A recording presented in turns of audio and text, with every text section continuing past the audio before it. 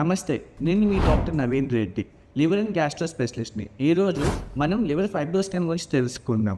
అసలు liver fibro scan అంటే ఏంటి, ఎందుకు చేసుకోవాలి, ఎవరు చేసుకుంటే మంచిది, మరియు దాని ఉపయోగాలు ఏంటి? మనందరికీ అల్ట్రాసౌండ్ స్కాన్ గురించి తెలిసే ఉంటుంది కదా. ఈ లివర్ ఫైబ్రో స్కాన్ అనేది కూడా అలాంటి టెక్నాలజీతోనే అడ్వాన్స్ పద్ధతిలో మనము లివర్ యొక్క ఫ్యాట్ ఎస్టిమేషన్ని అండ్ ఫైబ్రోసిస్ స్టేజెస్ని తెలుసుకోవచ్చు. ఈ ఫైబ్రో స్కాన్ పరీక్ష గురించి ఏమీ లేదండి.